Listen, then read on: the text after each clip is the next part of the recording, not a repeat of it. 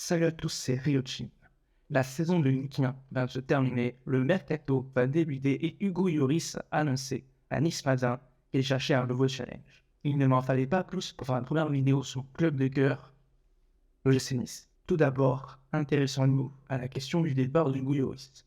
Invité sur Nice matin pour parler de son nouvelle acquisition, la Javanaise, Hugo Lloris en a également profité pour répondre à quelques questions sur son futur en tant que footballeur. À un an de la fin de son contrat, Lloris ne semble pas du tout être contre un départ. Au contraire, bien qu'il respecte grandement le club, il a dit que c'était sûrement la fin d'une ère, à la fois pour lui, mais également pour le club. Alors que Tottenham ne semble pas compter sur lui pour en faire ce gardien principal, âgé de 36 ans et évalué à 4 millions, Lloris pourrait espérer un geste de la part de Tottenham. Effectivement, pour service rendu, certains joueurs sont libérés par leur club. On l'a vu d'ailleurs tout récemment, comme Benzema et le Real Madrid. Il lui restait un an de contrat, et le Real a résilié son contrat à l'amiable pour qu'il puisse partir en Arabie Saoudite. D'ailleurs, en parlant de l'Arabie Saoudite, Lloris a été interrogé est-ce que le challenge le tenterait. Il n'a pas semblé totalement convaincu, bien que l'argent soit un facteur important pour lui, il en a d'autres. Pouvoir avoir du temps avec ses proches, pouvoir s'investir dans ses projets et continuer ce qu'il fait actuellement. Profiter de sa famille et gérer ses projets, c'est justement quelque chose qu'il pourrait faire sur la Côte d'Azur, notamment avec le projet La Javanaise. Ce serait une belle histoire de le voir revenir dans ce club formateur pour écrire un dernier chapitre et clôturer sa magnifique histoire qui a commencé un soir d'avril 2006.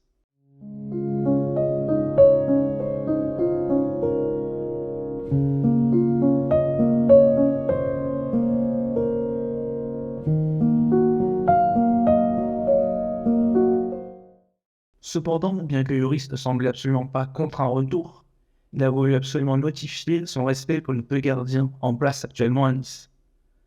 Vulka, un jeune gardien qui le connaît un peu moins, mais surtout Kasper Schmeichel, un capitaine qui l'a rencontré de nombreuses fois sur le terrain anglais et qui semble beaucoup respecté. Justement, pour que le transfert soit logique, il faut qu'il y ait place.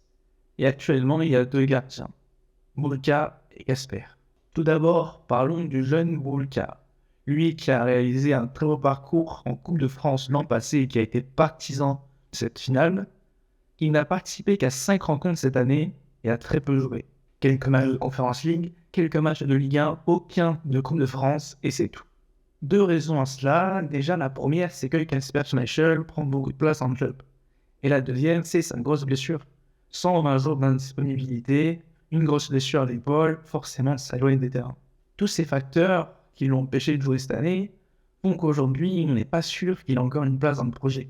Et lui, on peut comprendre, il est jeune, il a envie de jouer, donc je pense que son avenir est au moins à court terme avec un prêt ou à long terme avec un transfert, loin de Nice. Dans tous les cas, je pense que Vulka ne sera plus présent au début de la saison prochaine. Mais il reste encore le numéro 1, le gardien titulaire, celui avec le plus gros salaire. Difficile de mettre en numéro 2, Kasper Schmeichel. Ancienne référence de première ligue avec de nombreuses années à Leicester et un titre de champion, le gardien est à Nice depuis maintenant un an, alors qu'il lui reste 2 années de contrat et qu'il a un salaire aux alentours de 270 000 euros mensuels. Il pourrait être assez compliqué de pouvoir s'en séparer. Effectivement, sa cause n'est pas énorme, bien que le Bayern l'ait surveillé avant de prendre son heure. Cependant, ce n'est pas impossible qu'un club anglais ait envie de prendre sa chance. Mais le gardien est sur sa fin, il a un très beau salaire et il vit sur le Côte d'Azur. Serait-il vraiment motivé à quitter Nice? Je n'en suis pas sûr.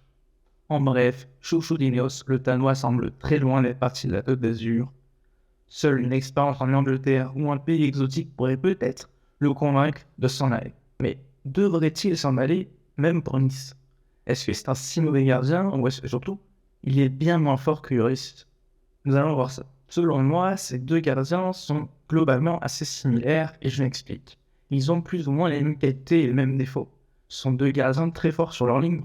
Ils sont très bons en réflexe, font de très belles verticales et font gagner des points à leur équipe. Mais ils ont également les mêmes défauts. Leur jeu au pied est plutôt moyen, même si Kasper Schmeichel a réussi de temps en temps une très belle transversale, on peut dire aussi qu'il perd souvent des bons ballons pour les adversaires. Autre défaut commun, ce sont les sorties dans la surface. Sur les centres, sur les 1v1, ces deux gardiens restent assez collés à leur ligne. Même si, à son tour, cette fois-ci c'est Lloris qui est un peu meilleur dans ce domaine. On peut le voir notamment sur les statistiques. Lloris sort un peu plus et intervient plus efficacement. On pourrait presque dire que finalement, le seul domaine dans lequel ils sont vraiment différents, ce sont les arrêts sur les penalties. Car Lloris, on le connaît tous, c'est pas son domaine vraiment de prédilection. À l'inverse, Kasper Schmeichel, honnêtement, il est plutôt bon dans ce domaine, voire par saison très bon. Il fait quand même pas mal d'arrêts, et c'est à noter. C'est aussi une caractéristique et un fait important. Pour tout vous dire, je me suis demandé, mais quand est-ce que c'est le dernier penalty de Lloris que j'ai vu arrêter? Alors, si on met de côté celui de Kane à la Coupe du Monde Stampé, le dernier souvenir que j'avais, c'était celui de Falcao qui est loupé en Champions League contre Tottenham. Et Lloris avait fait un bel arrêt. Et je me suis dit ce jour-là, mais j'ai l'impression que c'est le tout premier arrêt de penalty que je vois faire Lloris. Je suis quand même assez loin de la vérité, évidemment. Lloris en a fait beaucoup d'autres. Si on prend les stats, justement, il y a eu 95 penalties tirés contre Lloris et il en a arrêté 19. Soit 16,6% d'arrêt.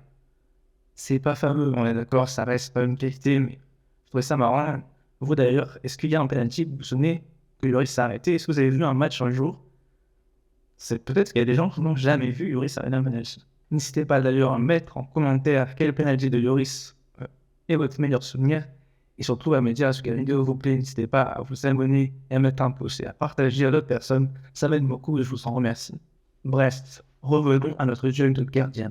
Si on prend et qu'on se concentre sur les statistiques, il n'y aurait pas vraiment un vrai gap de qualité entre les deux gardiens. Schmeichel serait même un peu plus au-dessus de Lloris sur la saison. Même si Lloris a eu des blessures et est très loin de sa meilleure saison, on pourrait en dire de même de Schmeichel, qui est lui aussi pas sur sa meilleure saison. C'est pas vraiment ses arrêts qui dérangent pour Kasper Schmeichel. C'est plus son comportement, ce qui sort dans la presse. C'est un relais top d'Ineos, mais on n'est pas forcément sûr. Apparemment, il s'entraîne un peu à sa manière, ce qu'il a toujours fait à Leicester, mais ce qui a assez un décalage avec le groupe actuel. Et je vais pas vous mentir, sa phobie dans les sorties aériennes et ses grands gestes de bras à chaque fois qu'il y a une frappe, c'est de plus en plus dur à supporter, même si c'est dur dès la première fois en fait. Mais malgré ses défauts, et si son mode de vie n'influence pas directement le groupe, alors ce n'est pas un mauvais choix sportif techniquement de garder ce gardien. Il est tout à fait performant, même à 36 ans, et mérite son salaire. La seule question, c'est quelle est son influence avec ses habitudes sur le groupe entier? Est-ce qu'il aide ou est-ce qu'il pousse vers le bas l'ensemble des joueurs? Justement, Lloris à Nice, est-ce que ce serait pas plus que des statistiques, plus qu'un apport dans le sportif? Je pense que si. Récupérer Lloris, c'est récupérer un joueur champion du monde. Et il y a quelques mois, vice-champion du monde. On est loin de récupérer le dernier des perdants. Tu récupères également un joueur qui est formé au club, qui aime le club, qui aime la ville, qui en fait même des projets dans les alentours. Sa famille s'y plaît, c'est vraiment un joueur qui aimerait se sentir aimé et être présent. Et arrêtez-moi si je me trompe, mais Monsieur Mosquet, notre directeur général, dans son livre et dans tous ses podcasts, ce qu'il raconte, c'est qu'il y a une culture du club. Il y a tout ce qui est autour, il faut s'en imprégner. Et je pense qu'avoir des joueurs qui ont cette culture et qui l'utilisent dans leur vie, qui la font ressentir à tous ceux qui l'entourent, c'est important et c'est un vrai plus pour lancer un projet. Alors quand on peut avoir un joueur performant et un joueur qui incarne nos valeurs, comment ne pas saisir l'opportunité? Comment ne pas tout faire pour qu'on puisse s'accorder cette chance d'obtenir tout ça dans le même joueur? Pour conclure, je tiens à rappeler cette vidéo n'est pas faite sur une rumeur, mais plutôt sur une envie personnelle. Bien que Lloris clame son amour du club, il le clamait également l'an dernier. Et l'an dernier, Nice ne s'est pas positionné. Aujourd'hui, Nice ne s'est toujours pas positionné, et c'est bien normal. Comme nous l'avons vu, il y a deux gardiens au club, et je pense que tant que ces deux gardiens sont là, il ne se passera absolument rien. Je parle de deux gardiens, mais en plus, il y a Pepe Boulendi, qui est le troisième gardien, qui semble être bien au club, et il n'y a pas de rumeur de prêt non plus. Donc, vraiment, il n'y a pas de place pour Lloris actuellement. Mais j'avais tout de même envie d'en parler, car au milieu de ce marasme que le projet Ineos, M. Bosquet et M. Ghisolfi ont l'opportunité de récupérer un gardien champion du monde, vice-champion du monde, qui aime le club, et oh, je me répète. J'avais envie d'en parler, ça me faisait plaisir, et je voulais vous partager aussi mon amour pour ce club. Je pense que Hugo Lloris s'intégrerait parfaitement dans nos projets qui a été annoncé dans la presse, le fameux jouer vers l'avant avec un peu moins de stars, etc. Un joueur qui a envie de se battre pour les salariés du club par amour au quotidien. Je pense que c'est un véritable plus. C'était Ryojin. On se retrouve très vite pour une nouvelle vidéo. Ciao.